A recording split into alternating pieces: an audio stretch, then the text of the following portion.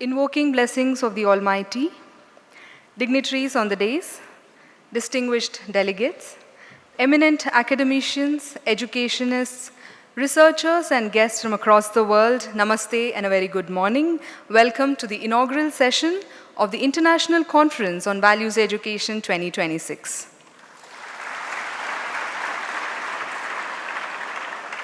We extend a warm welcome to the dignitaries on the dais. Dr. B.N. Narsamurthy, Chairman, Prashanti Bal Mandira Trust.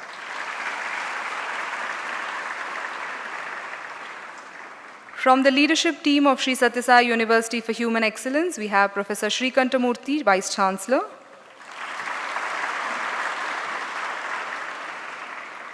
Sadhguru Sri Madhusudan Sai, Founder, Chancellor and Founder of the One World, One Family Mission. Our guest of honor, Dr. Ashwath Narayan, will join us in a few minutes. We now request the dignitaries to kindly light the ceremonial lamp marking the inaugural of the conference.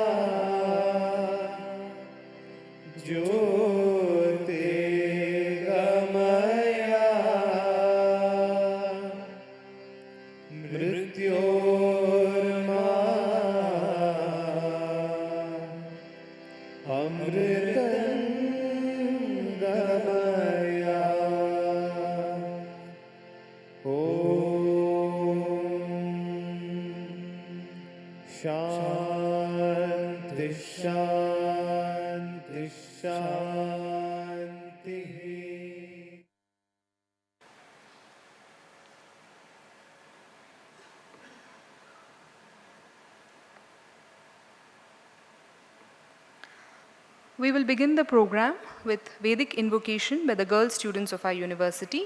They will chant verses from the Ishavasya Upanishad.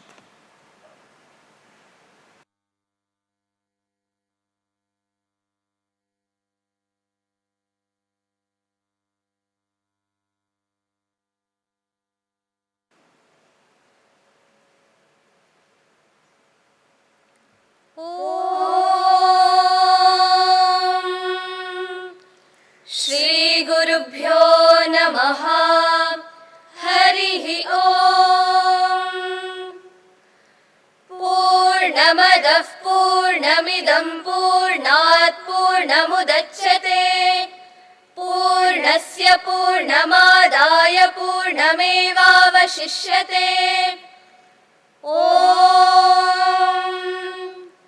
शान्ति शान्ति शान्तिः ईशावास्यमिदगुं सर्वं यत्किञ्च जगत्यां जगत् तेन त्यक्तेन भुञ्जीतामागृधः कस्य स्विद्धनम् कुर्वन्नेवेह कर्माणि जिजीविषेच्छतगुं समाः एवं त्वयि नान्यतेतोऽस्ति न कर्म लिप्यते नरे असुर्यानामते लोका अन्धेन तमसावृताः तागुंस्ते प्रेत्याभिगच्छन्ति एके चात्महनो जनाः अनेजदेकं मनसो जवीयो नैनद्देवा आप्नुवन् पूर्वमर्षत तद्धावतोऽन्यानत्येति तिष्ठत् तस्मिन्नपो मातरिष्वा दधाति तदेजति तन्नेजति तद्धूरे तद्वन्तिके तदन्तरस्य सर्वस्य तदु सर्वस्यास्य बाह्यतः यस्तु सर्वाणि भूतान्यात्मन्येवानुपश्यति सर्वभूतेषु चात्मानं ततो न विजुगुप्सते यस्मिन् सर्वाणि भूतान्यात्मैवाभूद्विजानतः तत् यत्र को मोहकः शोक एकत्वमनुपश्यतः ॐ क्रतो स्मर कृतगुं स्मर क्रतो स्मर कृतगुं स्मर अग्नेन यसुपता आराये अस्मान् विश्वानि देव वयुनानि विद्वान् युयोजस्मज्जुहुराणमेनो भूयिष्ठान् तेन मौक्तिं विधेम ॐ शान्ति शान्ति शान्तिः हरिः ॐ तत्सत् Shri साईश्वरार्पणमस्तु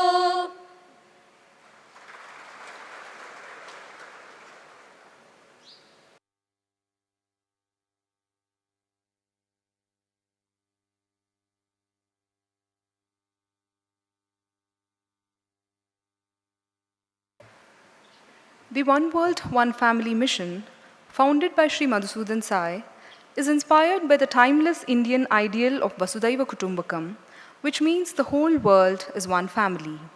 Today, the mission serves humanity in more than 100 countries through its initiatives in nutrition, education, healthcare, and social care. Every service is offered completely free of charge, reflecting the belief that access to quality healthcare, education, and nutrition is a fundamental human right and not a privilege. Now, we will have a short video presentation on this extraordinary journey. May we have the video, please? One world, one family is the ethos at the heart of our mission. This ideal comes from an ancient Indian principle which considers the whole world as one global family. And as a family, we believe all our family members deserve care and support. Across the globe, we serve millions through three main pillars: nutrition, education, and healthcare, all completely free of charge. The Annapurna Morning Nutrition Program began in 2012, providing breakfast for just 50 children, and has since grown to become India's largest morning nutrition program. Today, millions of school children across India and beyond receive the Sai Shore multi-nutrient supplement, helping them begin each day nourished and ready to learn. At our mission, we believe education is every human being's birthright. With a global presence and multiple campuses throughout India, we provide free education from grade 6 to doctorate studies, ensuring every student receives a well-rounded, values-based education that combines high-quality academics with moral values. The Sri Sathya Sai University for Human Excellence opens doors previously unimaginable to children from underserved communities. By offering quality higher education to those traditionally overlooked, and with a strong emphasis on empowering women, we're breaking the cycle of educational disparity and promoting gender equality in education. Meanwhile, our Skill Development Center equips rural youth with job-ready skills, and our scholarship program supports education with thousands of rural children.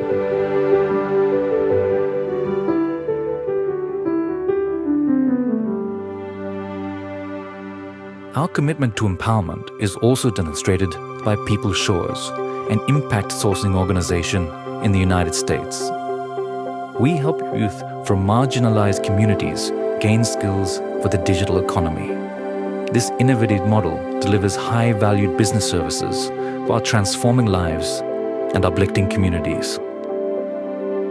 Our vision for accessible medical education became a reality in 2023 when Prime Minister Shri Narendra Modi inaugurated the Sri Madhusudan Sai Institute of Medical Sciences and Research, India's first free, private, rural medical college. This institution aims to nurture noble-minded healthcare professionals who are dedicated to serving the underserved members of our society. Our healthcare mission goes beyond treating illness. We're pioneering solutions to bridge critical gaps in accessible medical care, and through our network of wellness centers, mobile hospitals, and multi-specialty facilities, we bring free healthcare directly to underserved rural communities. From preventative care to complex surgeries, at our hospitals, there are no billing counters. Since 2016, we've expanded beyond India to serve communities across the globe with the singular goal of leaving no person behind. Exemplifying this idea, our Sri Sathya Sai Sanjeevani centers form the world's largest chain of free cardiac hospitals, giving new life to people with heart defects.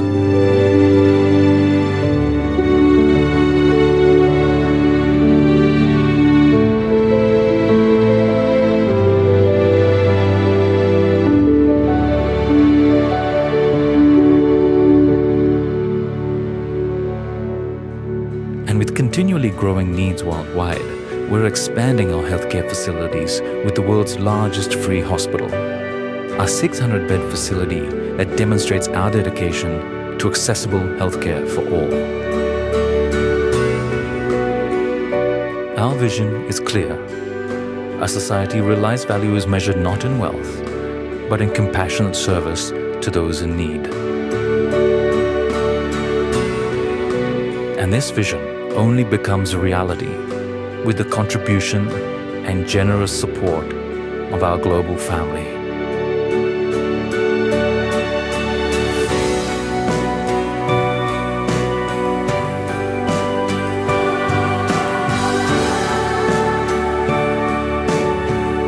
After all, we are all one world, one family.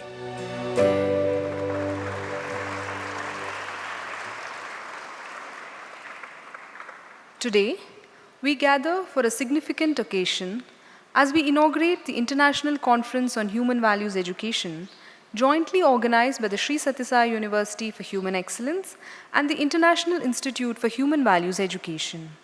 This conference marks another important milestone in the One World, One Family mission's unwavering commitment to transforming education through human values education. Over the last few years, under the divine guidance of Sadhguru Sri Madhusudan Sai, the mission has been a strong global advocate for human values education through global education conferences, national symposiums for teachers, international workshops, online symposiums, educators' conventions, and numerous outreach initiatives. We have consistently created platforms for educators to explore how human values can be integrated into education, both formally within institutions and informally through families, communities, and every possible sphere of learning. The One World, One Family mission has actively engaged with schools in more than 20 countries, as well as with universities and educational institutions across India and around the world.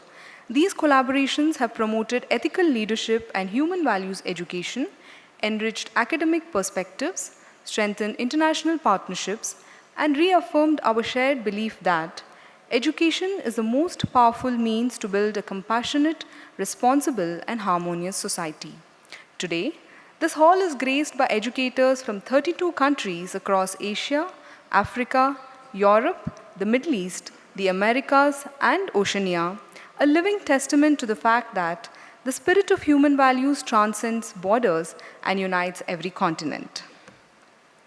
We are equally honored by the participation of 19 universities, including 18 universities from India, of which 17 are our academic partners through Memoranda of Understanding, along with one international university. Together with nearly 95 dedicated educators, your presence is a testament to the growing global movement towards education that nurtures both excellence and character. The theme of this two-day conference, Human Being to Being Human, a journey through values education, beautifully captures the essence of our gathering. Being a human being is a matter of birth. Becoming human, however, is a conscious journey, one shaped by love, truth, compassion, peace, inclusiveness, integrity, and selfless service. We will now have a video on the need for values education. The video, please.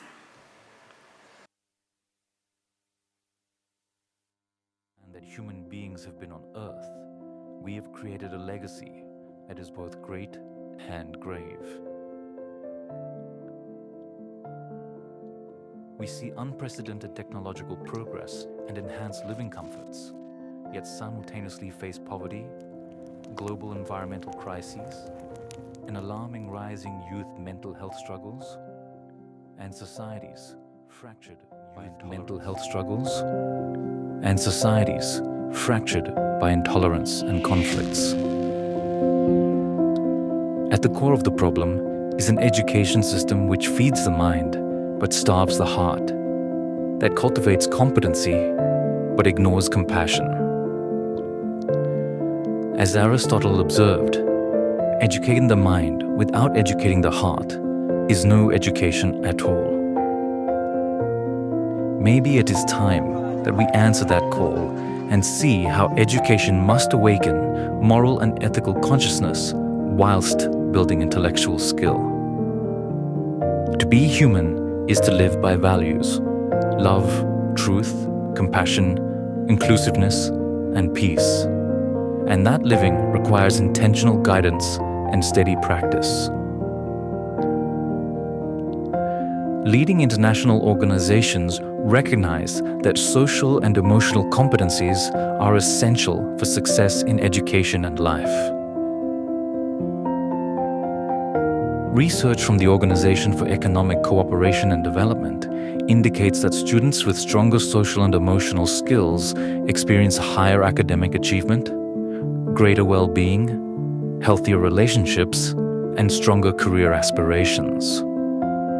UNICEF similarly identifies these competencies as fundamental to children's resilience, mental health, and lifelong development.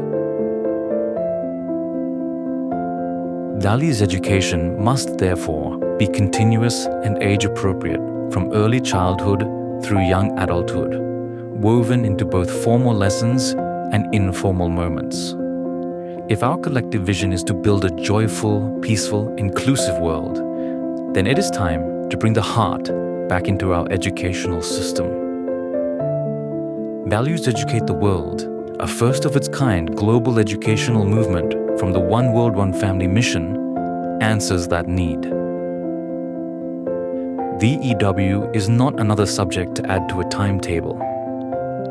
The focus here is on nurturing what truly makes us human through a practical, culturally adaptable program that fits inside and outside the classrooms, whether schools or universities and colleges. It aims to raise a generation worldwide that speaks a common language of love, empathy, and understanding, that holds a united vision of a shared, sustainable future for the people of the planet. The program delivers a sequenced human values curriculum from early childhood through higher education. At its heart is the Be Good, See Good, Do Good book series, 15 age-appropriate volumes for learners aged 3 to grade 12, now complemented by our new 4-year higher education series. This curriculum is grounded in 10 universal values, chosen to create a common culture of values that will bridge generations and distances, seamlessly connecting people across the globe. A bright hope for a more united world. The curriculum has been carefully adapted and introduced in 22 countries to respect and reflect diverse national cultures. Active pilot implementations are underway in a few countries already, where human values are being rekindled straight into the lives of students, educators, and parents. From homes to community circles, let us hear how this project is changing lives around the globe. Menselijke waarden vormen de basis van betekenisvol onderwijs en helpen kinderen zich te ontwikkelen tot compassievolle en verantwoordelijke individuen. Het programma Be Good, Do Good en See Good van de One World, One Family Mission biedt een praktische en inspirerend model om deze waarden te verankeren in het dagelijkse leerproces. Varishani was a mukwa ishinari antini nebo uni scandalo teacher pa I Dream School. Therefore kulanda ko phalwa mabuku yala bathu phela naye abaya kutuwafuilisha sana kusambilisha abana besu phalwa mbela nomfo bafuile bayikhala nabena mupalamano elo naye alengo kwebathi naifo bakafundisha tununkelemo bantu phala bakufunda abana besu tufuile first kwebene twayichenjenda elo nomba twala aba bakufunda bwino abana besu pambela nomfo bafuile bayikhala tuli abansansa sana nokutotela. Human values are vital for Australia. We have an endemic of parents and children fully restless. We have to arrest that, and the only way is through the heart and to transfer the energy of love, peace, truth, right conduct and non-violence within us all. No Brasil, os livros de atividades em valores têm sido uma alegria para as crianças e estão sendo muito bem aceitos pela comunidade. Na Ebola, na Be Good, Do Good, See Good, essa duandina na viva kalunga tataki biyao ke irnongo ngone bule viti. Asa teki vorei darau tiko na sala era save sa utaka tiko kina vaka vinaka na nondambula na ivaka vuvuliongo. Awaka mba utandina ni na veivuke ena kena vaka torre da ketaki na nonrambula ena venga una maimuri na nongo ngone bule. Kandusi makira merayado meratamata elundina Dawika waitaki kabakaitabi enambula raramba. Bilang isang magulang, yung pagiging parte ng Be Good, Do Good, See Good initiative at pag-aaral nito kasama ng mga anak ko, talagang nakatulong rin siya sa pagpapatibay ng samahan namin sa tahanan. Ove vrijednosti odgovaraju na stvarne životne izazove i pomažu mladima da se s potpunom jasnoćom snalaze u složenim moralnim dilemama. Η δομή του προγράμματος είναι σχεδιασμένη με τρόπο ώστε η κατανόηση των αξιών να γίνεται όλο και βαθύτερη όπως τα παιδιά προχωρούν από τάξη σε τάξη. Namaskar, asal hera, asal bana, asal gara pustak singkala हाम्रो दैनिक शिक्षण प्रक्रियासँग सहज रूपमा समायोजन हुन्छ। यसमा समावेश गरिएका छोटा तथा प्रभावकारी गतिविधिहरूले बालबालिकाहरूमा करुणा, असल चरित्र र सकारात्मक जीवन मूल्यहरूको विकास गर्न सहयोग पुर्याउँदछ। धन्यवाद। Нэг дэлхийн нэг гэр бүлийн алсын хараа бүхий энэхүү хөтөлбөр нь зөвхөн хичээлийн цагаар бус бүхий л үед сургалтын хөтөлбөрийг хэрэгжүүлэхийг уриалдаг. Ингэснээр ирээдүйн хойч үе маань бусдыг инэрэн ойлгох сэтгэлтэй хүн болж төлөвшөх юм аа. This is just the beginning. We won't be done until we touch every corner of the world and transform every life. It is time for those who believe in this vision to come together and work together to revive the heart of education and refocus on human values. Today, at this International Conference on Values Education 2026, Human Being to Being Human, we have all gathered as like-minded leaders and educators to deepen our shared vision. Over the next 2 days, we will dive into global best practices, explore the vital psychological needs of our students, and engage in the profound inner journey of the educator.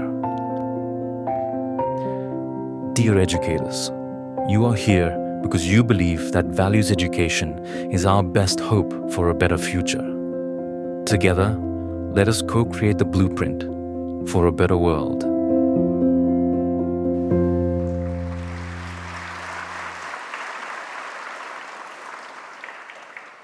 In today's rapidly changing world, modern education faces a profound challenge. It must nurture not only intellectual competence, but also ethical consciousness.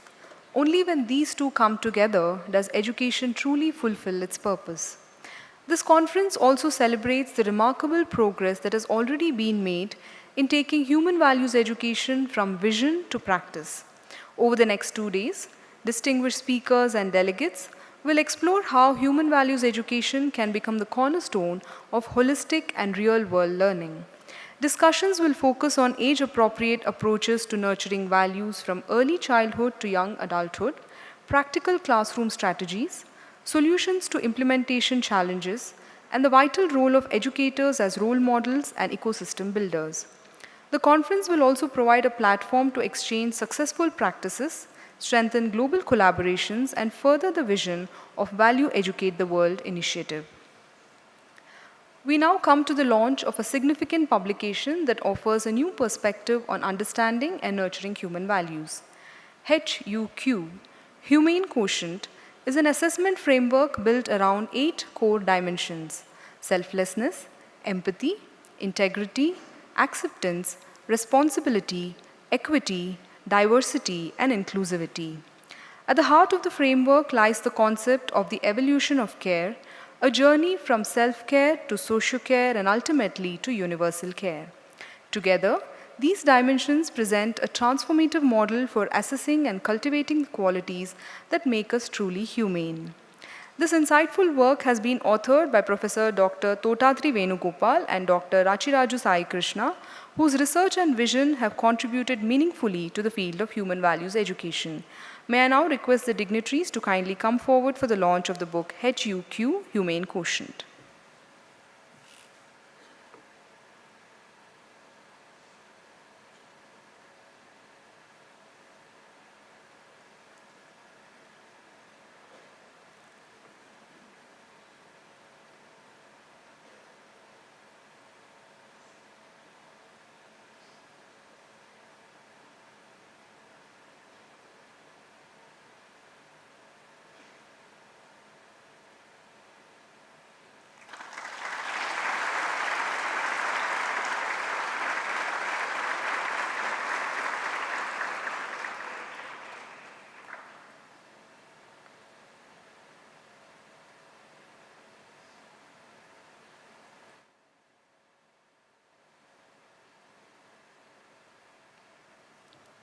Thank you, gentlemen. Now we request Dr. B. N. Narsamurthy, Chairman, Prashanti Bal Mandira Trust, to give the introductory remarks, please.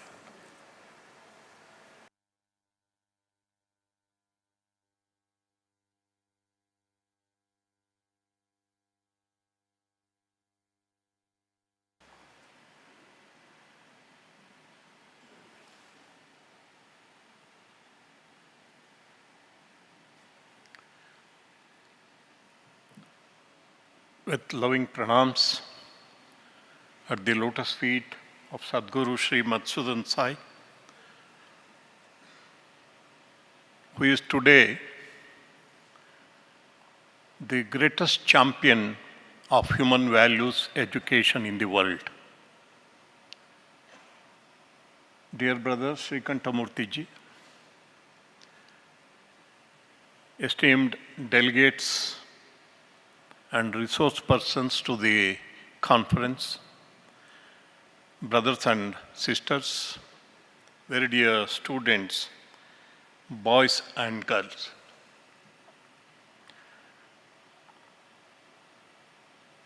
Hearty congratulations to Professor Venugopal and Dr. Sai Krishna, whose efforts in the form of the book was just released by Sadguru. It's a landmark document,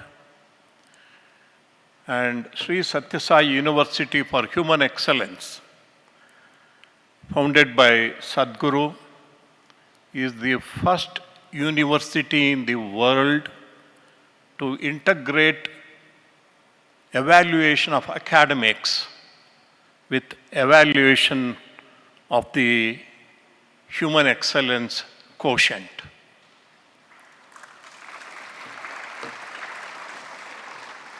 Anywhere in the world, in any university, the person, the student, boy or girl, who receives the gold medal will be one who is intellectually very bright and whose memory is very great. But here, in this university, it is not so. Because equal weightage is given to both grade point average, the academics, in academics, and the human excellence quotient. Both are evaluated very scientifically on criteria which have been arrived at after a lot of study and research. So this is a standard set by the university, for inculcating real values in practical life and setting forth an ideal for everyone, for all young men and women in the world.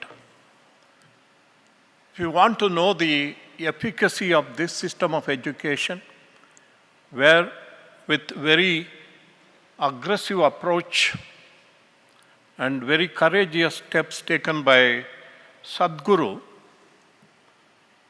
how we have to a great extent succeeded in molding the young men and women of today. If you want to know it, talk to any of our boys and girls who are graduates or postgraduates in our university and you will know it. When I say randomly anybody can be taken, you can speak to anybody. You will know that they are molded into personalities, brilliant in head, loving and compassionate in heart, and competent in hands, which is the universal goal of education anywhere in the world. A brilliant head, a compassionate heart, and competent hands makes a complete human personality. While watching this beautiful video on the Values Education Conference, we heard a very provoking sentence. Many of you would have definitely taken note of it. Values education is our best hope for building a better world. Here I am reminded of what Martin Luther King Jr. aptly called Gandhi of America observed a few decades ago. He said, welcome to Dr. Ashwath Narayan, a very principled and values-based leader who has been very relevantly invited to be the chief guest for this conference, which has attracted delegates from over 30 countries. Very hearty welcome to Dr. Ashwath Narayan ji. Thank you for coming, taking your time off and coming here. I was referring to a very famous statement from Martin Luther King Jr. Why values education is our best hope to build a better world today. He said, today we live in a world with guided missiles and misguided men. That's what he said. We live in a world with guided missiles and misguided men. And all of us, or most of us, thinking persons in the world today have realized that today we live in a world with more and more information and less meaning. In such a situation, what do we do? Almost 5 decades ago, the British economist, one of the most celebrated thinkers of modern times, E.F. Schumacher, the British economist, German-born British economist, he appealed to whole of mankind for economics with a human face, for technology with a human face. Today, world is crying out for an artificial intelligence with a human face. All of us know the reason. Otherwise, artificial intelligence without a human face will ruin us, will completely ruin us. But fundamental to having economics with a human face, technology with a human face, or artificial intelligence with a human face is man with a human face. Today, generally in the world, not in this room, definitely, because we, the people who live in Sathya Grama, we always look at the faces of the noblest of the people, noblest of men and women, good men and women. But look at the world outside, it is not so. Man with an inhuman face is at the root of all the crises that the mankind is facing today. A man with an inhuman face is a common man walking on the street. It may not create much problem. But men with inhuman faces become the leaders who guide the destinies of the nations and institutions and organizations. That is the greatest danger to the world today. The world has realized it on observing what is happening in the world today. Violent conflicts and wars.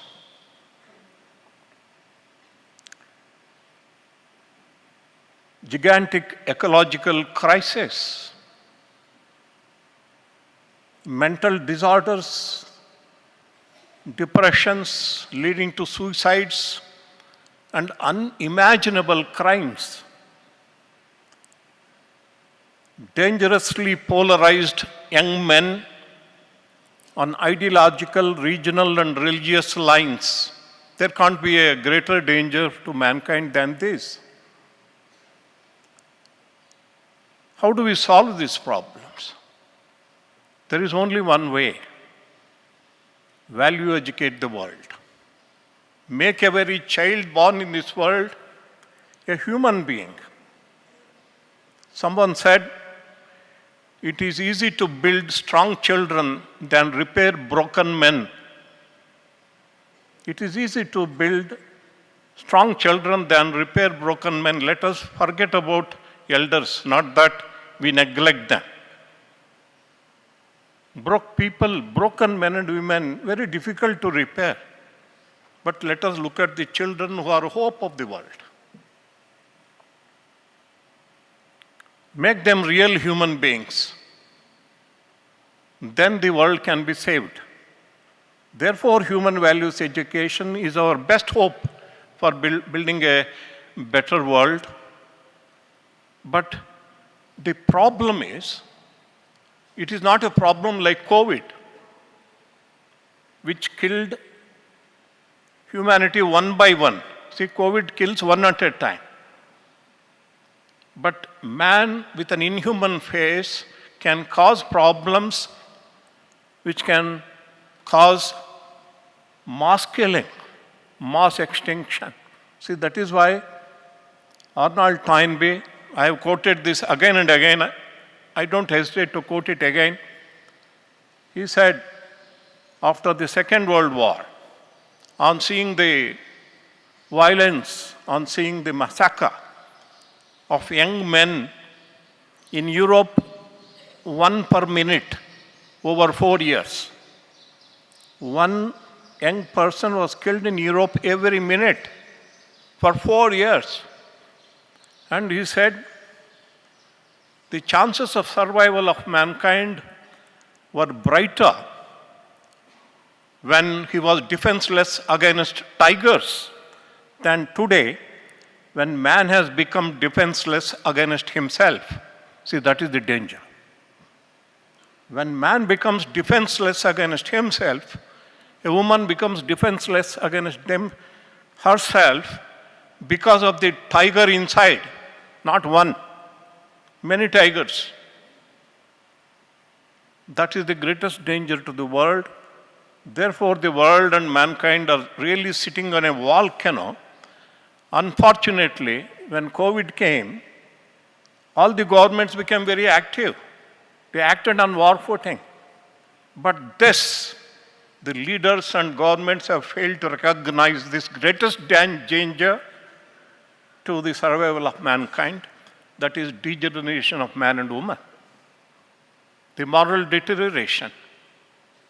So this conference, which has been organized by One World, One Family, with the inspiration of Sadhguru Sri Madhusudan Sai, we should look at this problem very seriously and very sincerely, which we have been doing.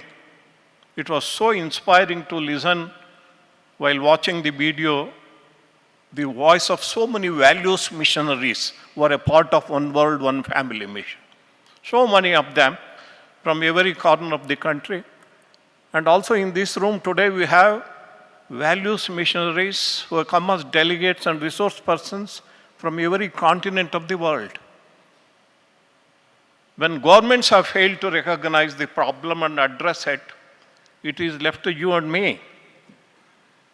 Awakened individuals, enlightened individuals, institutions and organizations built by them, we have to join hands together and work on a war footing to avert this greatest danger to the existence of humanity on this beautiful planet. Otherwise, as again Martin Luther King said, we should learn to live as brothers and sisters, otherwise all of us will perish as fools. That's what he said. Therefore, this is the way. And most importantly, the fundamental human question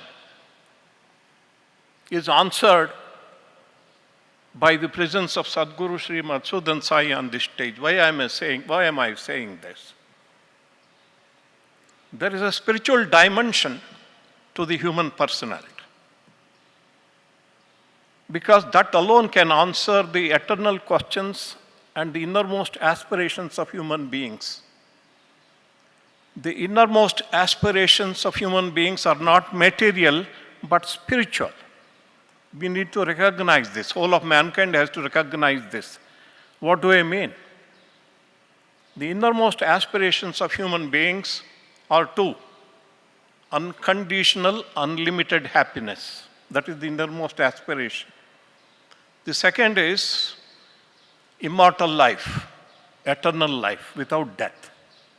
See, these are our innermost aspirations. That is why human values is the universal language that can connect mankind, because the journey to attaining an immortal life and unconditional happiness is through the human values.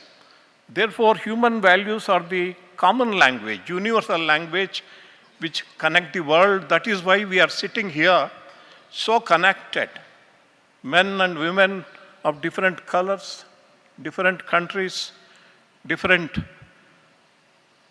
stratas of society, we sit here together because why I said Sadhguru is the hope, why I said Sadhguru fulfills the human aspirations.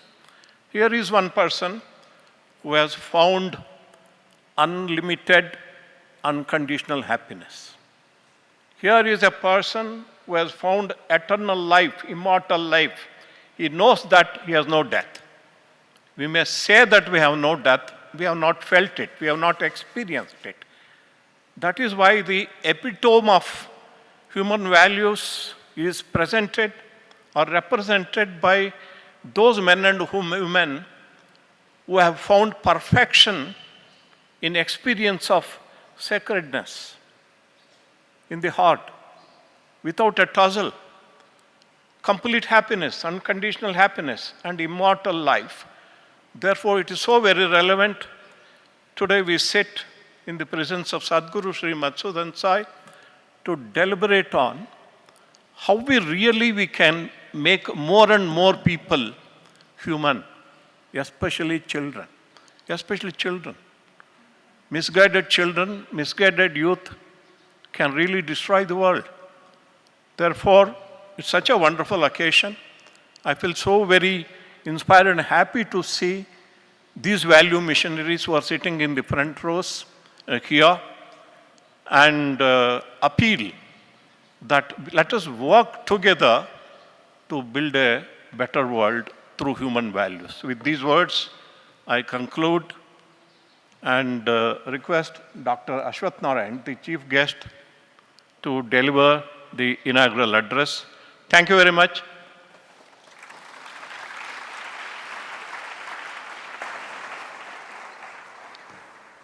We now invite Dr. C.N. Ashwath Narayan, member of the Karnataka Legislative Assembly, to address the gathering. He served as a former Deputy Chief Minister of Karnataka and a distinguished public leader who has made significant contributions to governance, education, innovation, and skill development. He served as a former Minister for Higher Education, Medical Education, Information Technology and Biotechnology, Science and Technology, Skill Development, Entrepreneurship, and Livelihood in the Government of Karnataka. A four-time elected member of the Karnataka Legislative Assembly, he has represented the Malleshwaram constituency in Bangalore continuously since 2008. Dr. Ashwath Narayan, please.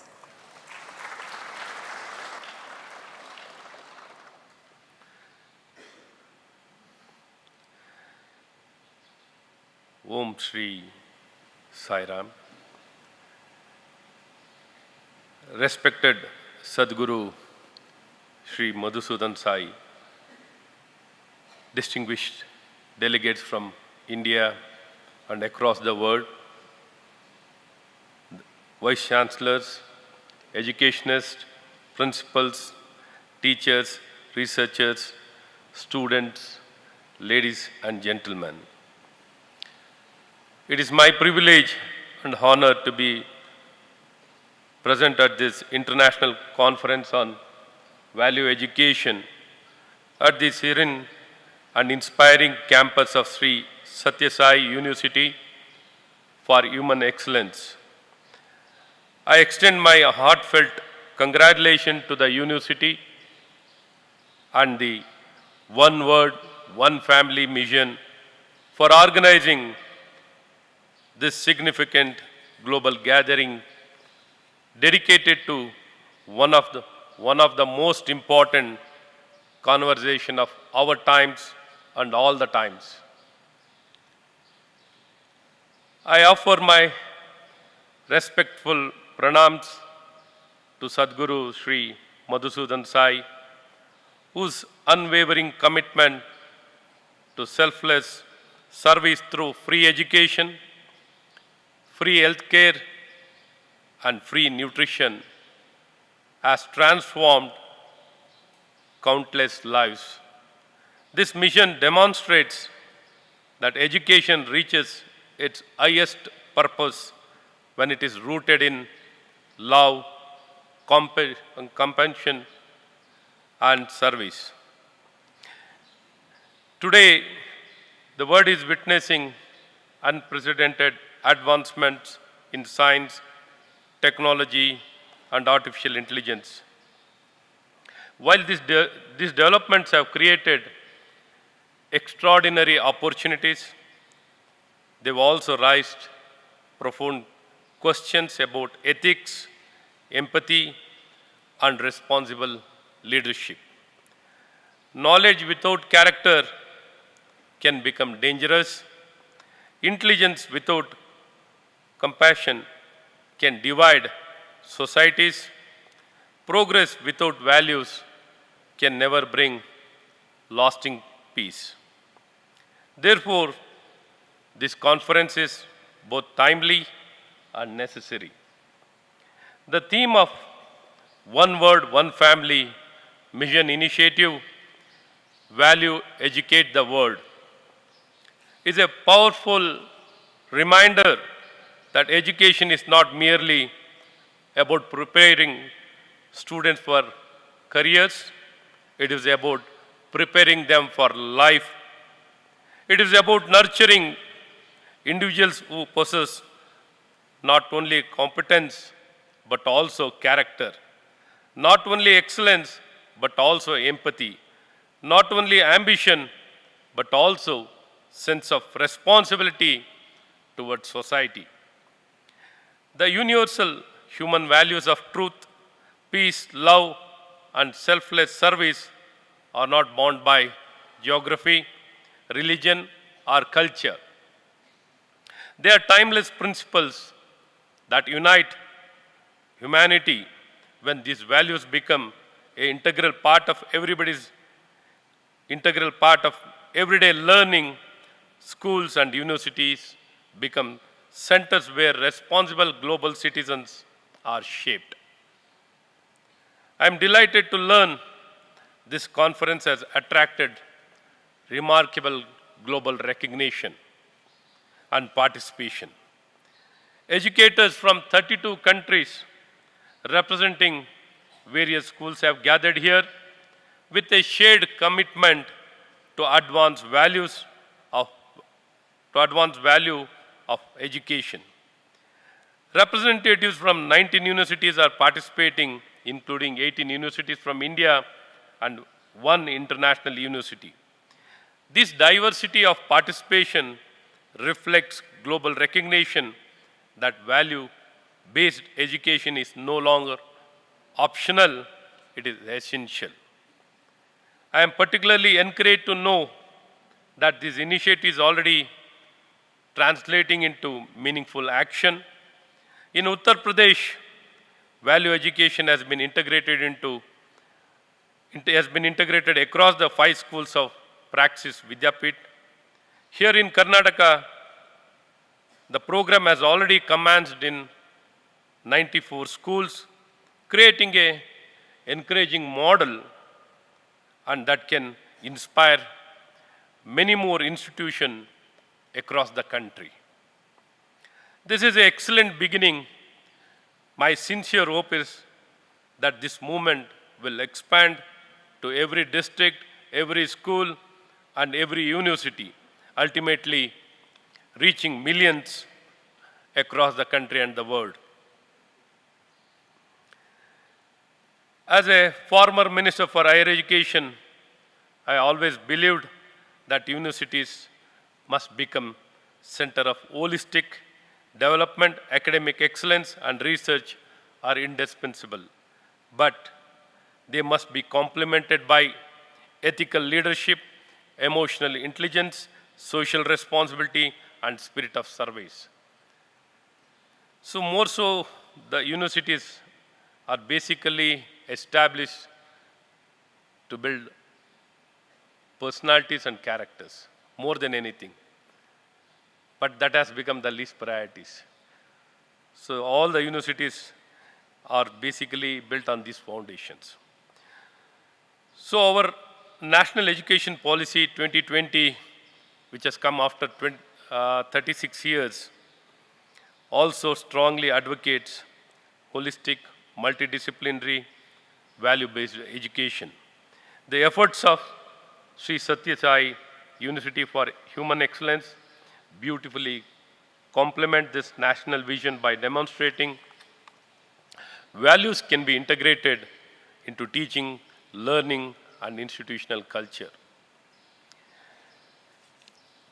Responsibility before the educators today is immense. It's really very challenging to emphasize the ethics and character, virtues. It's really a big challenge. Every teacher shapes not only the intellect, but also the conscience of a student.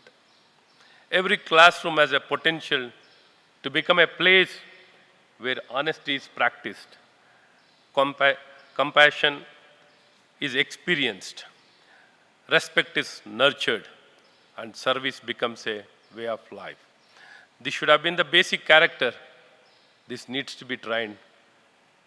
What should be an integral part of every person needs to be nurtured now. When values become habits, and habits becomes character, character becomes the foundation of a peaceful and prosperous society. I congratulate every delegate who has traveled from different parts of the world to participate in this conference. Your presence reflects your commitment to creating a better future for humanity through education. May these 2 days become a platform for meaningful dialogue, collaborative research, exchange of best practices, and long-lasting partnership. Let this conference inspire practical frameworks that educators across continents can adapt and implement in their own institution.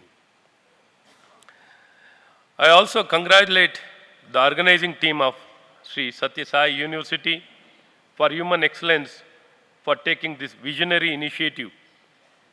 By bringing together educators from around the world, you are building a global movement that has the potential to transform education for generations to come. Before I conclude, let me leave you with a simple thought. If education creates successful professionals, society progresses. If education creates good human beings, humanity prospers. Our ultimate goal should therefore be to educate the head, inspire the heart, and empower the hands for selfless service. I wish this international conference on value education very success. May the one word, one family mission continue to illuminate the world with the light of values, compassion, and human excellence. And more so, each and every campus are measured in different yardsticks. Accreditation systems are built in different yardsticks. But in this measurement, I feel as being a member of Legislative Assembly and earlier being a part of the government, we need to measure the education system or the institution on these aspects. On value education, is that institution is providing value education? Is it really transforming the students? Is very important aspect which needs to be given the topmost priority. Because we have been seeing a lot of progress. We have been seeing a lot of progress, innovation, research is happening in a very big way. But when it comes to the human values, we are seeing that it is degrading. One side, a lot of positive, like Puja, Sadhguru, Sri Madhusudan Sai, is leading a hope. He's been the ray of hope. But you see, on the other side, the advancement is leading to more and more greediness. It is the yardstick of money, money, money. Every success is measured in the terms of money. So it is the biggest danger. There are many good people, many innocent good people, but the real people who are in the helm of affairs have been the real danger. The danger comes from the people who are in the real helm of affairs. It is really where people evolved and occupied higher positions have become the biggest threat. Biggest threat for the humanity. Because in the greed of accumulating wealth, power, and dominate, whom to dominate, where to dominate, what to dominate, I don't know. So every possible innovation has been it's been taken as an advantage and to leverage how much exploitation can be done, how much money can be made, how much control can be established. So this direction, there's a lot of challenge. Probably good people like all of you have been relentlessly with lot of hope. This is the biggest hope. There are some countries, they don't measure through GDP, they measure through index of happiness. There are countries which have transformed themselves. Puja Guruji's blessing and direction and relentless efforts with a mission of one world, one family. It's really a lot of hope. It creates a lot of hope. It creates a lot of hope. Probably we'll all work in this direction to emphasize more on these values because the education without value education has got no meaning, Puja Guruji. Without a character is the biggest danger to the society. We'll do our best. We'll be part of your mission. We, as a representative, we can do a lot of transformation. We are in a position to transform. We can build a very responsible society. God and people have given so much of power and opportunity for us and responsibility to transform any given situation. So I will not take much of time, Puja Guruji, and more so my sincere apologies for coming late for this program. I wish all the best, Puja Guruji, and I've been seeing you have been the true inspiration for all of us. Relentlessly, you have been working. My best wishes to all the people who have come from various parts. I just went through the topics which you are going to deliberate in this conference. It's all really very promising, and it needs to be extended to all the institutions. We look forward to collaborating and taking it forward. And thank you one and all. I wish all of you all the best. Jai Hind, Jai Sri Ram.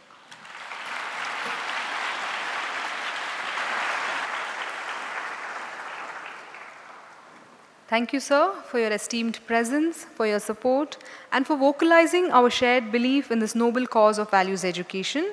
We now extend a token of our gratitude to Dr. C.N. Ashwath Narayan ji.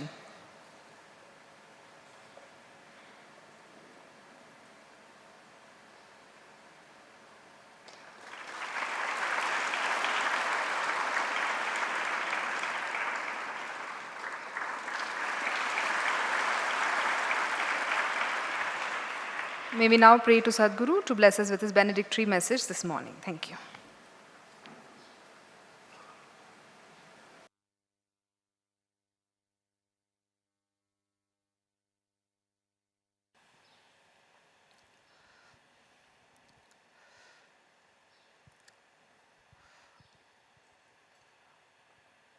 Asato ma sadgamaya, tamso ma jyotirgamaya, mrutyor ma amrutam gamaya.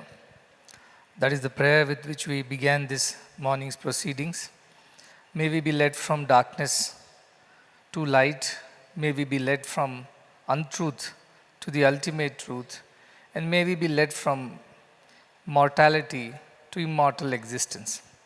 That's an Indian prayer, ancient prayer from a holy text called Upanishads. With that prayer, I welcome every one of you to this sacred place of Sathya Grama, which has been blessed by the presence of several spiritual as well as otherwise luminaries from all fields of society.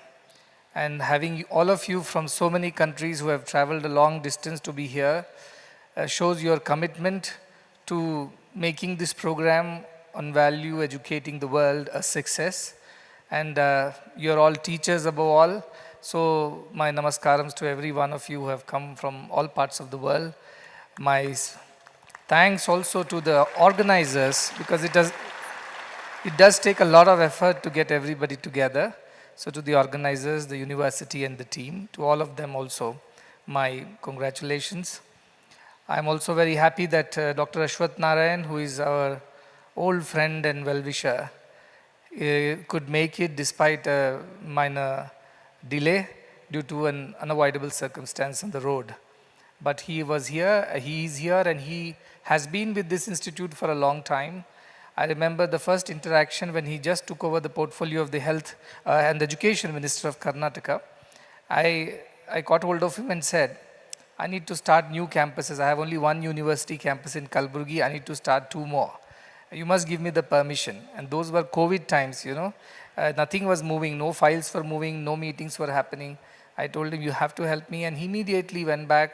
Within a month, he gave us the permission to start 2 more campuses. That's how this campus, as well as the campus on the other side of the hill in Muddenahalli for girls began.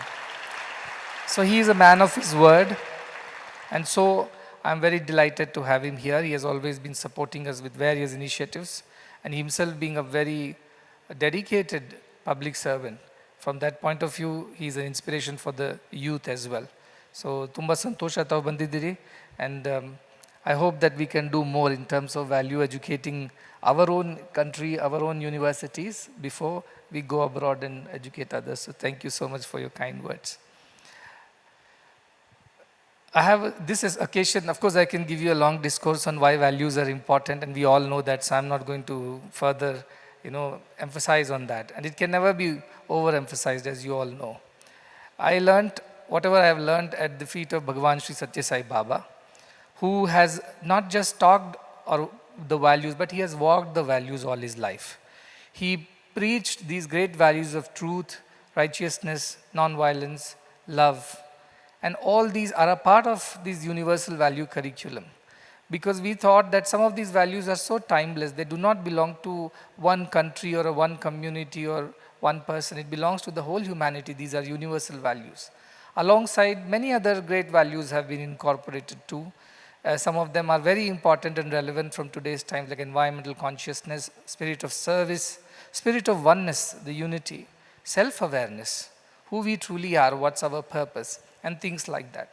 So this curriculum started in 2022, around COVID times. I had called a bunch of our teachers and said, can we use this time that we have when schools are not functioning, we have some time on our hands, can we design a value curriculum for the whole world?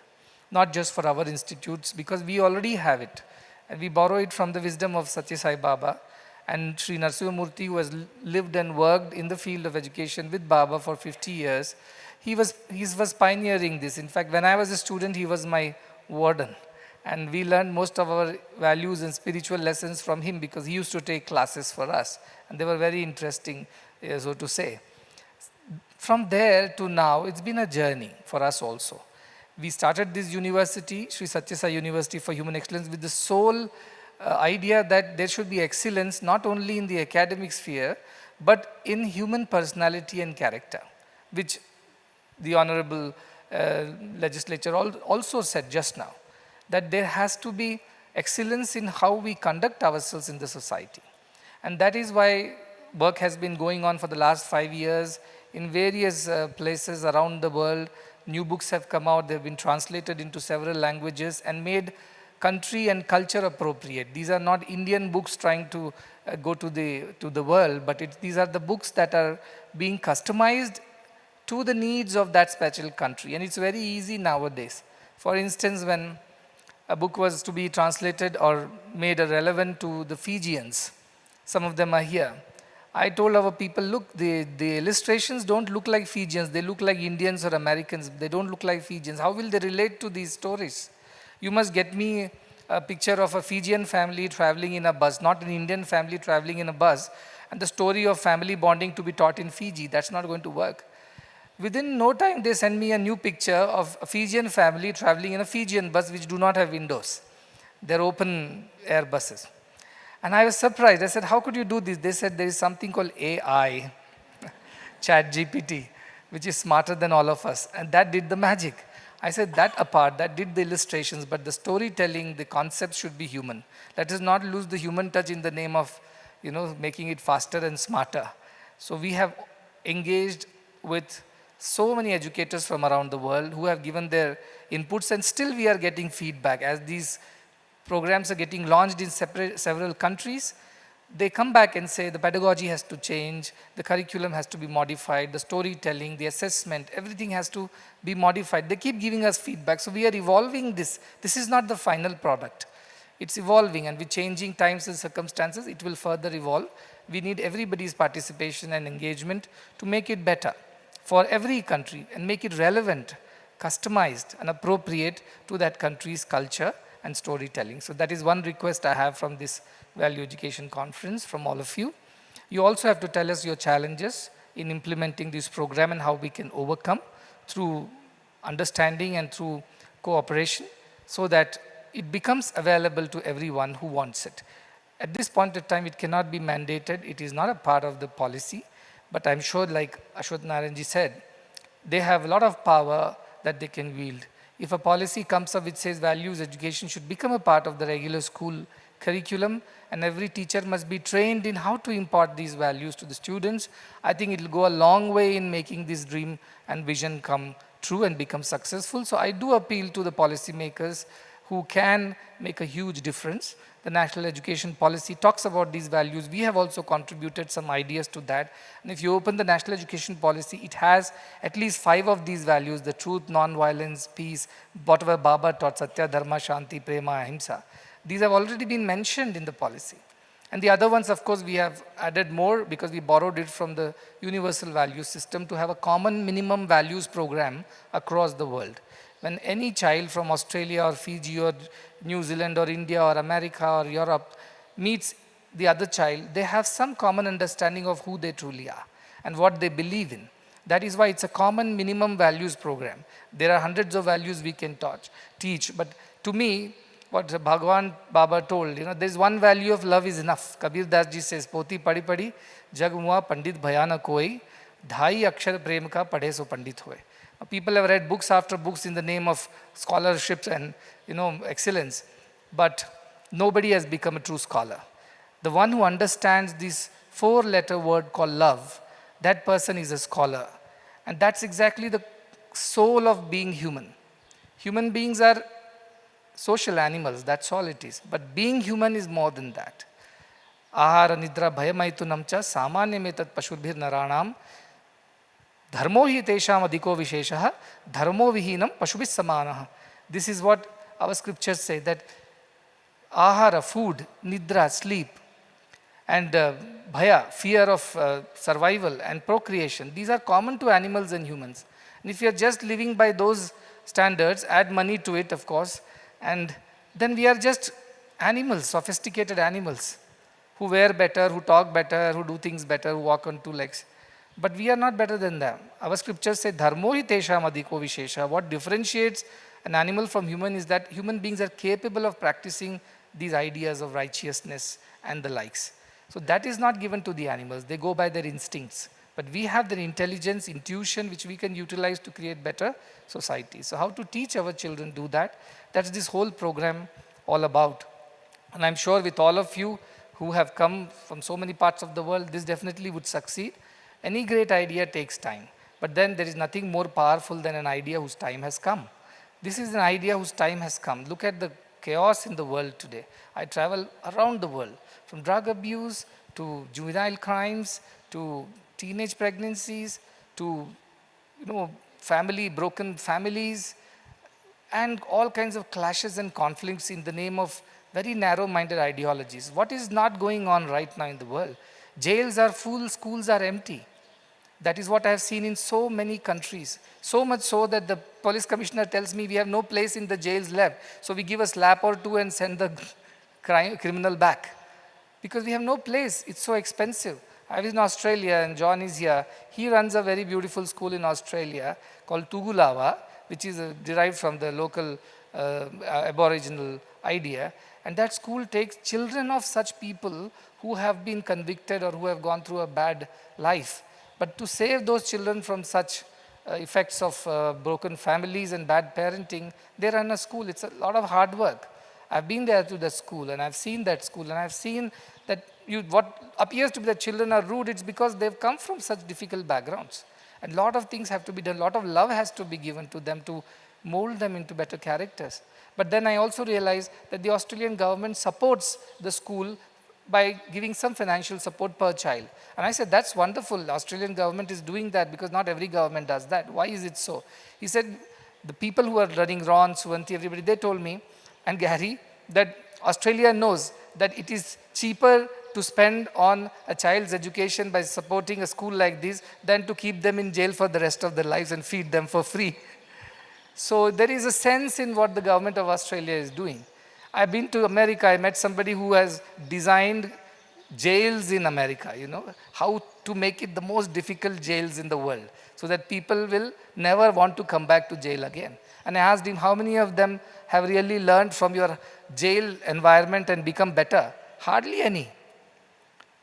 Making better jails is not the solution. Better schools is the solution.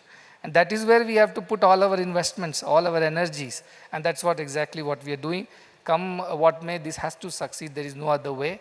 It has started small, but I'm so happy now. Mr. Ashok Allur is here. He's from Kodagu University. He was the first to sign the Memorandum of Understanding with our university to implement values education program at higher education level.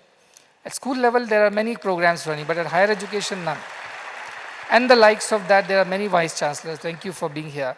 And that has made all the difference. 17 universities have come forward from north to south, east to west, because we had a value education conference last year and the year before of universities, where almost 50 plus universities participated from 20 states.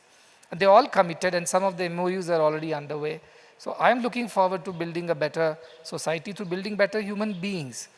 And they should learn how to be human, and humans are humans when they have these values. And that is why it has to be kind of taken up very seriously. I also have, this is a very special occasion for me, and I have a personal reason for that. And I would like to share, because there are some of my teachers who are sitting in the audience. They are the teachers who taught me in my secondary and high school, not the primary school, none of them, but some of them have come. And I would like to personally pay my respects to all of them, because I am what I am because of what they have done for us. And I would like them to just stand up just to show their faces. I have Shri Sanjay Pawar, who was my music teacher. I have Balakrishna Sahuji, Mishraji, who is my English teacher. Maduresh Chandraji, who taught me civics as well as he taught me some sports. I was very bad at it. And Mrs. Usha Bharadwaj, she taught me social sciences, but also she taught me courage and confidence. And I will talk about all of them a little bit. Please see seated. They've come, they taught me in Chhattisgarh when I was studying in Kendriya Vidyalaya. Please be seated now. And I'll tell you, they are teachers not because they taught the subjects. The subjects everybody can teach. Now artificial intelligence can teach better than most human beings. That's not the reason. They made our characters, and how, from my memory, what I remember, childhood memories, I would like to share a little bit with you. She taught us, social sciences, that history she was teaching us. History is, for students, is quite a boring subject. You see, everybody sleeps in the class. But she would come with such energy, infectious, she'll storm into the class, sit on the table, not on the chair, and from there she will speak, because she's higher and she can see everybody who is dozing off in the corner. And she would make the history, she would not open the book. Book is unkept aside. It's not like reading line by line. And then she'll just give a discourse on colonialism, let us say. Take that topic. And she would talk about how colonial forces, cause whatever they cause to the world, and why it is bad or good, and debate in the class. She would debate. She would ask us to debate. What do you think? What do you think? Nobody slept in her class of history. At least I didn't sleep, so that's a great achievement. But more than that, what did she teach me? See, there was a time when we had to go for a picnic, school picnic, you see, and all kids want to go to picnic. But no parent would allow you to go to picnic, that too in some forest area, unless a teacher accompanies you. And we were lobbying around the school to get some teacher to say yes to our picnic program. But no teacher was available. This was some holidays, weekend, something, everybody was off. Then we finally caught her and said, ma'am, if you don't come for the picnic, our picnic will get cancelled. She said, but I have plenty of things to do, or you come and tell me at the nth hour, please come for a picnic. How is it going to work? She had 2 kids. They were young. I believe it's Akshata and Akanksha and Akshat. Akshat and Akanksha, they were 2 kids, because they used to come for a music class with me. We used to go to a music class. So I remember all. So she told, okay, I'll come, but you have to take my 2 kids also, because I can't leave them behind. I said, by all means, they don't have to pay for their food and picnic expenses. Please join us. She jumped into the truck. We all went for the picnic. See, love for her children. She didn't want us to be heartbroken after having planned and no teacher turns up and our parents are not giving permission. She went that extra mile. She need not do that as a school teacher. She has her holidays, she has her weekend, she has plenty on her plate. The second thing she taught me is public speaking. She's a wonderful speaker, and all of our programs during national festivals she used to conduct. And I learned a lot from her public speaking, the confidence with which she used to speak, the clarity. So I'm very grateful to her to teach me. Today I'm a good public speaker, am I not? Somewhere, her contributions. Somewhere it is her contributions. So I'm very grateful to Bharadwaj ma'am, as we call her, for doing what she has done for us. I will take a minute, a few more. I know you have sessions to go, but I think this is going to be an interesting one, so please bear with me. I have a few more teachers over here. I have Sanjay Pawar, sir. Can you? No, I won't sacrifice any sessions, but I'll take just 5 minutes extra. Sanjay Pawar, sir, can you stand up for a minute? He taught me music, harmonium especially.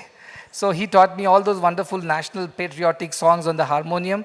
He taught me the first idea of what a chord is, because he used to play 3 notes together. And I went and asked him, what is this new trick? Well, because we all were going, note by note. He said, no, this is called a chord. You put 3 notes together, they go sa, ga, pa, they go together like that, sa, ma, dha, they. He taught me that first idea of chord. It still is in my head. And I learned, he gave me the confidence to go up on the stage and play harmonium for school prayers. That builds your confidence and character. So we are very, very grateful that you are here for your kindness. And thank you so much, sir. You haven't heard me play harmonium, but I play quite well. And I remember all those wonderful songs, and maybe 4 lines of a song that he taught me, He said, "Itna hasi jahan mein koi chaman nahi hai, mere watan se Ucha Nila Gagan nahi hai." That was the song he taught me, and he taught me how to play it on harmonium, because every day during prayer assembly, some song or something had to be sung. That's a part of a beautiful Kendriya Vidyalaya culture. And you have to go up on the stage, play the harmonium, everybody is going to sing. And you have to be good at it. And he taught me those wonderful chord movements. He accompanied me to other programs, including school, there are regional meets and things like that. He was there. And I remember, sir, you are very fond of clothes and shoes. Wherever he'll go, he'll keep buying shoes. So I used to tell, why you have so many shoes? He said, I just like it. So I learned something from him. He had an eye for aesthetics. So I'm very happy that you're here. I've learned so much from you. So thank you very much for your contributions. You have built my character. Then I have Balakrishna Mishra, sir. He taught us English literature. And in Chhattisgarh, even English is taught in Hindi, by the way. Please be seated.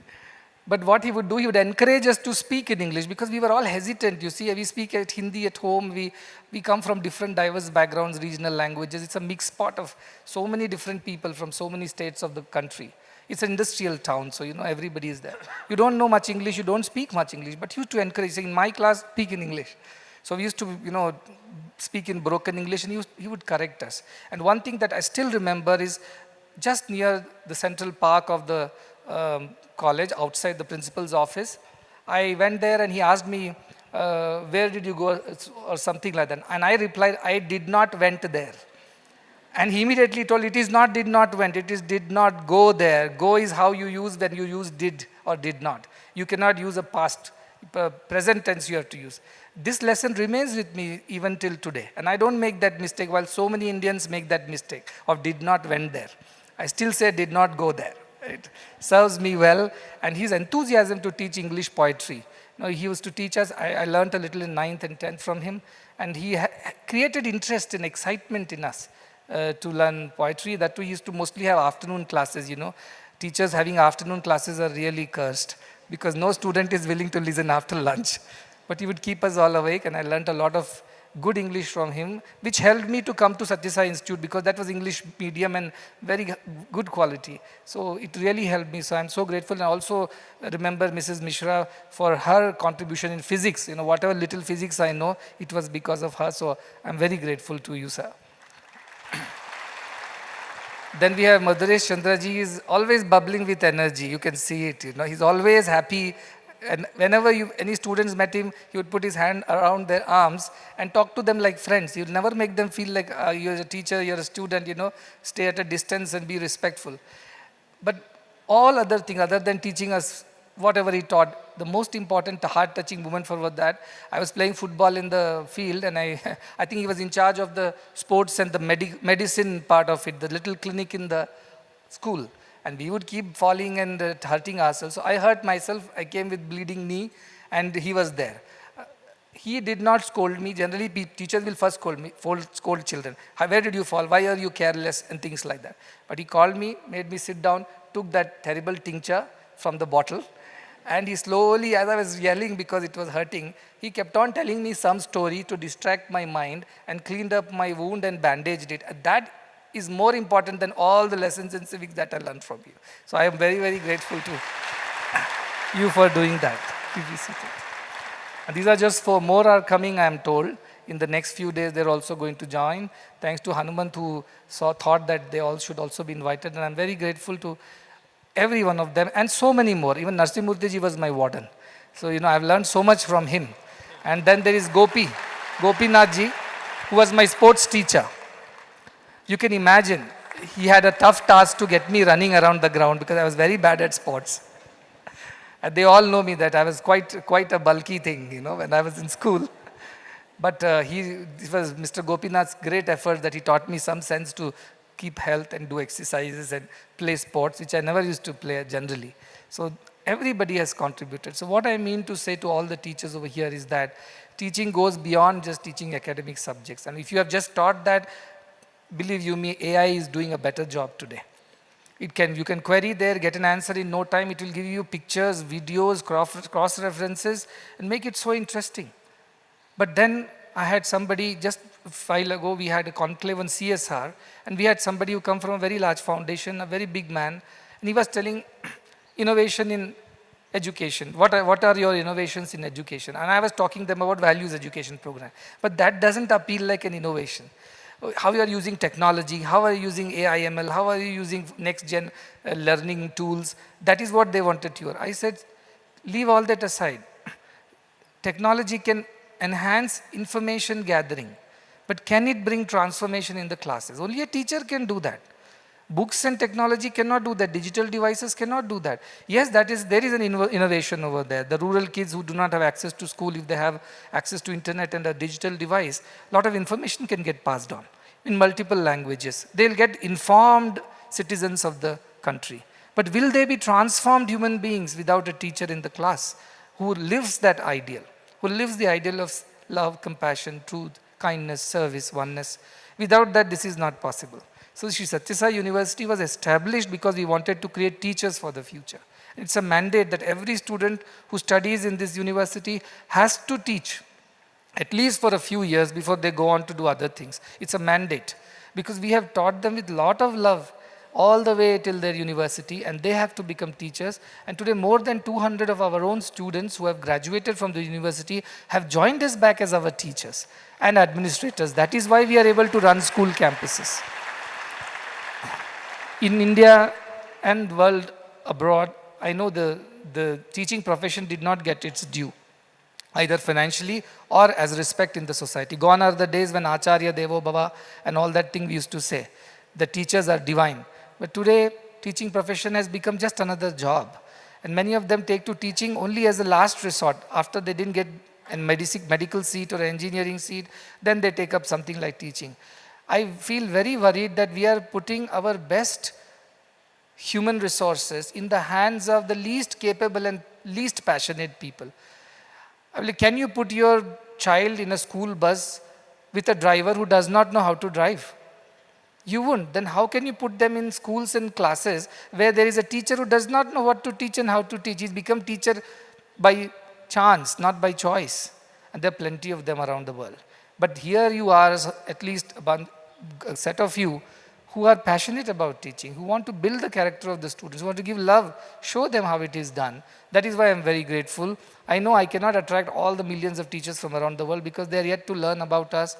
But I'm sure when you tell your friends, they tell their friends, and that is how one school tells the other, this program will become a universal program, and irrespective of the cultures, countries, governments, or political ideologies, this program should cut across everything and become a universal program. It may not happen in 5 years, 10 years, but with digital technology it's faster. However, that is not the solution. We must have a person in the room talking to the students. So I want to appeal to every one of you, please talk to more of your friends who are like you, and hopefully they will become a part of it.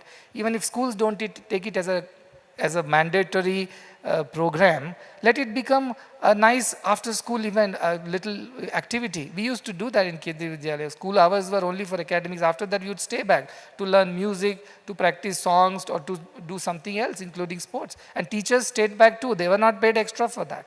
They stayed back out of their love for the students. So all I want to say is, I'm so grateful that all of you are here, and this is an idea whose time has come, And as Ashwatji said, this is the time for this idea, and this is a timeless idea, but very timely at this point in time.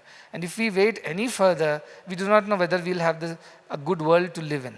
And that is why it has to be done now, it has to be done here, and it has to be done this way. With all our energy and efforts and enthusiasm and passion, I'm sure this is possible. Every great revolution has begun small, and then it has swept over the world. Likewise, this is a small revolution in education that has begun small in this place, but I'm sure at some point in time it will engulf the whole world, and every child deserves this. They deserve it. It is their right to have values education, and it is our responsibility to make it available to them. Finally, I would like to congratulate Venugopal and Shri Sai Krishna, who have developed this humane quotient framework. Like we have IQ, intelligence quotient, or we have now emotional quotient, social quotient, and things like that. Our university has developed this special program called Human Quotient. What does it do? It assesses you on various values and belief systems that you have. And through peer review, through review from the teachers, through your activities, there is a beautiful questionnaire and it comes up. And our university does not give gold medals if you don't qualify on the humane quotient. You have to have minimum above 8 out of 10 as your grade point average in humane quotient. If you get 10 out of 10 in your academics and your humane quotient is 7, you don't get the gold medal. And a lot of children have lost gold medal because of this. But I made it a point to keep it so strong so that there is seriousness about what we are saying. And that is why I would like you to also think and give us feedback. How can this program be implemented? I know it cannot be as strong as what it is here because we are a private university with a lot of freedom to do things. In a state university or a central university, it may not happen. But still, you can at least give them an assessment, saying, okay, you did very well in academics, wonderful, brilliant. But on your human side, you're lacking. And of course, we are not going to deny you a gold medal or certificate or a degree, but just we want to make you conscious that you can do better in being a better human. And to that extent, this quotient helps. So you will have these books available also to all of you. And with these words, and not taking more time, you have deliberations, and I am looking forward to the outcomes so that we can learn and improve from there. Our Veda says, Ano Bhadra Krutvoyantu Vishwataha. Let good thoughts come to us from all directions, from everyone. Let us learn from everyone. That is how we grow and evolve as a society. So once again, congratulating everyone, paying my special respects to all the teachers in the room and the organizers from the university, the chancellor that I am right now. I have taken over from Narsimurthy, just for your information. He is the mentor, and vice chancellor, Sri Kantamurthy, the registrar, Hanumant, and everybody else who is a part of this conference. Meenakshi Biswalji, who has designed the curriculum very well. We have the university curriculum ready now. And Bhuvna, Nandini, Arunima, and the entire team. There is a long list of people. To them who have constantly been working for the last 5 years in spreading and designing and publishing this material, and all the students who have participated in this experiment and helped us learn how to improve and further enhance this program. To everyone, my gratitude and a lot of love and blessings and best wishes for the success of this program. With that, I will conclude.